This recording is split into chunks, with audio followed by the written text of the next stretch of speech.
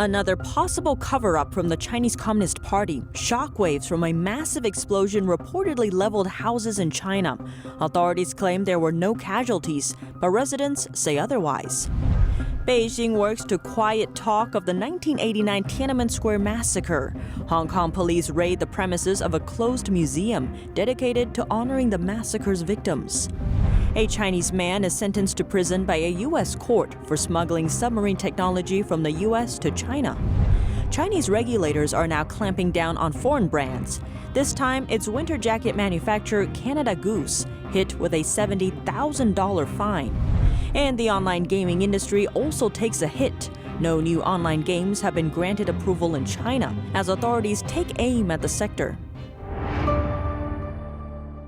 Welcome to China in Focus. I'm Tiffany Meyer. A massive explosion erupted in China's Henan province. The resulting mushroom cloud reached many stories high. The blast's shockwave leveled houses.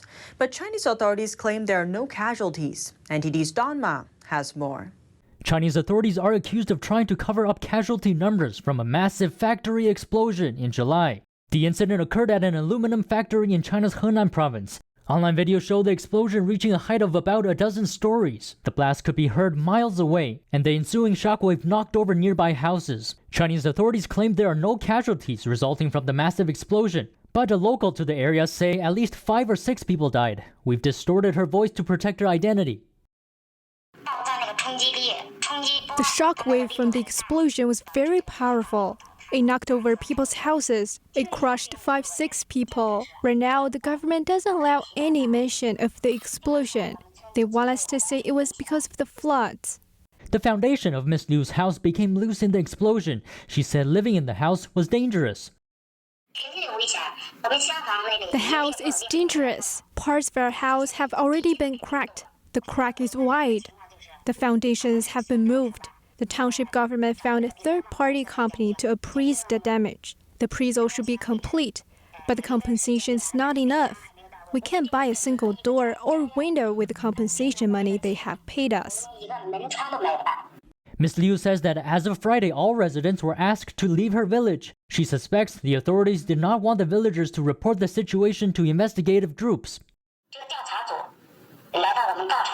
When this investigation team came to our village, maybe some people went to the investigation team to report that nobody cares about victims of the disaster. 2 or 3 days after that happened, all our villagers were asked to leave. The notice stated that they were not allowed to go home before the 15th. Another local from the same village says more than 20 people were injured from the explosion. Don Ma, NTD News. Hong Kong police on Thursday raided the premises of a closed museum. That museum is dedicated to victims of China's 1989 Tiananmen Square massacre, when the regime brutally clamped down on pro-democracy protesters. Olivia Chan reports. This is the moment Hong Kong police raided the premises of the closed museum, dedicated to the victims of China's 1989 Tiananmen crackdown on Thursday. Officers were seen loading a truck with display boards, including one with the June 4th Museum's logo and another carrying a picture of a lit candle. The reason for the raid was unclear. Police did not immediately reply to a request for comment. The museum opened a decade ago. It was closed on June 2nd due to a licensing investigation and reopened online as 8964 Museum. The raid came hours after a dozen pro-democracy activists pleaded guilty of knowingly participating in an unauthorized assembly during last year's June 4th anniversary. Rallies were banned by police citing coronavirus concerns. This year's vigil was banned for similar reasons. Hong Kong traditionally holds the largest commemoration for the victims of the Tiananmen crackdown, because mainland China bans such gatherings and heavily censors the topic. On Wednesday, police arrested the vice chairwoman Chow Hang-tung and 3 other members of the Hong Kong Alliance in Support of Patriotic Democratic Movements in China for failing to comply with national security law requirements. The group ran the museum and organizes annual June 4th rallies. Hong Kong authorities have repeatedly denied curbing human rights and freedoms in the city and say law enforcement has made arrests based on evidence. It looks like Chinese regulators are finding any excuse to clamp down on foreign brands in China. The Chinese branch of winter jacket manufacturer Canada Goose was fined $70,000. Shanghai's market regulator alleged that they used duck feathers instead of goose feathers in their jackets and accused the brand of false advertising. The regulator also alleged that Canada Goose's claim that it uses the warmest Canadian materials in their jacket is untrue. Since the fine, Chinese state-owned media and CCP members from China's Communist Youth League have been hyping up the situation. The Communist Youth League accused the clothing brand of using a basket of lies and wave of falsehoods. State-owned media, the China Economic Daily, praised the market regulator for catching the lying Canada Goose across the Pacific. Tensions between Canada and China have been on the rise. That's after Canadian officials arrested Chinese telecom giant Huawei CFO Meng Wanzhou in 2018. A Chinese businessman was sentenced on Wednesday to 2 years in prison for illegally exporting marine technology from the U.S. to China. Marine biologist Qing Shuren was accused of helping China's military develop submarine technology. He founded a Chinese company that sells specialized tools for studying the ocean. He's admitted to illegally exporting 60 hydrophones to China. Those are underwater listening devices, and they were worth a total of $100,000. Prosecutors also accused him of exporting unmanned service vehicles and robotic boats, and allege he supplied goods with a value of $8 million to Chinese state-controlled entities. But he only admitted to charges related to the hydrophones. Submarine technology is playing a critical role in South China Sea tensions. Let's take a moment to look at the biggest threats America is facing right now: international terrorists, domestic terrorists, or communist China. A former DHS secretary and a former FBI assistant director weigh in. The Department of Homeland Security, or DHS, has been shifting its focus to white supremacists and what they call domestic terrorists under the Biden administration. But former acting DHS Secretary Chad Wolf says domestic terrorism is not the top threat to Homeland Security. And talking about the lethality, just if you count the number of attacks over a 2-year period, talking about the lethality of that, and folks have blown that out of proportion. And I've even seen unfortunately, the President Biden talk about how white extremist domestic terrorism is the most serious threat facing the United States, and that's simply not true, not accurate. Former FBI Assistant Director Chris Swecker agrees and raises the concern that labeling domestic groups as terrorists may infringe on First Amendment rights and turn into a political witch hunt. That it's very subjective in terms of what is a domestic terrorist organization. And, we can do this with foreign terrorist organizations because First Amendment and other civil liberties don't come into play as much. But when you're talking about, there's a temptation to go after political rhetoric, to use to almost weaponize the criminal justice system against your political enemies. So what is the biggest threat facing America? Wolf recommends that people read DHS's first annual threat assessment. That came out last year when he was heading the department. It outlines a whole range of threats, and the most serious one, China. China trying to steal our technology and become dominant economically, stealing all of our technology. Russia, Iran, nuclear powers out there. So when you put it it puts it in a much broader perspective than just the myopic, let's look at domestic terrorism. And to say that domestic terrorism is the greatest threat to our homeland is a gross, false statement. Given the recent events in Afghanistan, the two former officials also commented on potential security risks posed by Afghan evacuees. Swecker says the risks don't come just from the bad actors that may have entered the U.S. along with the refugees. If you left family behind, any family whatsoever, you're subject to being extorted. The Chinese do it all the time. Students that come here are not necessarily intelligence agents, but their mom and dad live back in China. So people who come here who have left family behind, ISIS, Al-Qaeda, the Taliban can get them to do things that they wouldn't necessarily want to do, but they're being extorted and forced to do. Commenting on the 9/11 anniversary, the two of them say that the U.S. should keep its eye on international terrorism, adding that from a strategic standpoint, it's much, much more significant than the threat of domestic terrorism. Beijing has suspended approval of all new online games to curb a gaming addiction among young people. This comes amidst a clampdown on a wide range of sectors aiming to strengthen government control.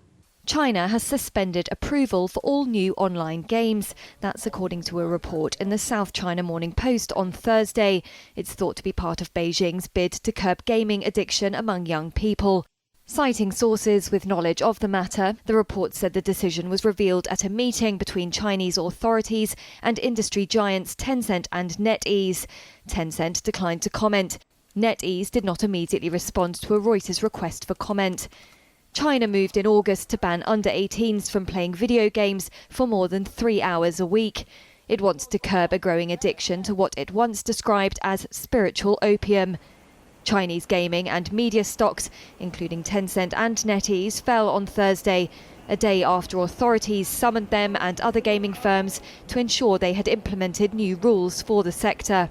After the news, Tencent shares shed more than 8%, while NetEase dropped as much as 13%. The tighter gaming regulations come as China conducts a broader crackdown on a wide range of sectors. These include tech, education and property, strengthening government control after years of runaway growth. Prices in the coal sector grew by over half in the last month compared to last year. Surging raw material prices are driving factory products prices higher. China's factory gate inflation hit a 13-year high in August, driven by blistering gains for raw materials prices. And despite Beijing's attempts to cool costs, pressure is mounting on manufacturers in the world's second-largest economy. The producer price index rose 9.5% from a year earlier for the month, the fastest pace since 2008. China's economy has recovered strongly from last year's slump, but has been losing steam due to domestic outbreaks and high raw materials prices, as well as tighter property curbs and a campaign to reduce carbon emissions. Commodity prices have been on a tear in recent months, and that's hurting the bottom lines of many mid and downstream factories.